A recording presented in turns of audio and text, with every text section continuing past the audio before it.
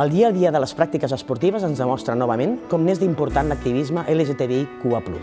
Per això, aquest mes de febrer tornem a reivindicar la diversitat sexual i de gènere en el món de l'esport, perquè l'orgull també ha de ser esportiu, visible i divers.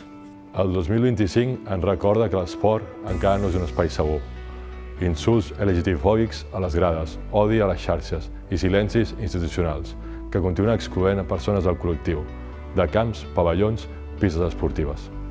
Alguns discursos, tant aquí com arreu, volen expulsar les dones trans dels clubs i de les competicions. Davant d'això, ens toca a totis plantar cara i defensar les dissidències dins l'esport, perquè la LGTBI-fòbia no entra en joc.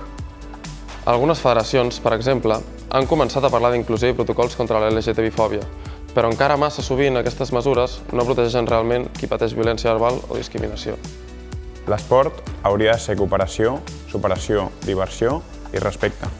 No podem acceptar que l'odi s'amagui darrere la passió esportiva. La violència verbal també fa mal, també exclou i expulsa. Per això, des de Mataró LGTBI i de la mà amb l'Ajuntament de Mataró, exigim que l'esport amb orgull no sigui només un eslògan d'un mes a l'any. Cada dia compta. Cada crit que atura un insult suma. Cada bandera a la grada ens visibilitza. I cada persona del col·lectiu que juga sent qui és important. Entitats, clubs i institucions, heu d'assumir el vostre compromís. La nostra feina és alçar la veu. La vostra, escoltar i actuar. Quan no es fa, passem a formar part del problema.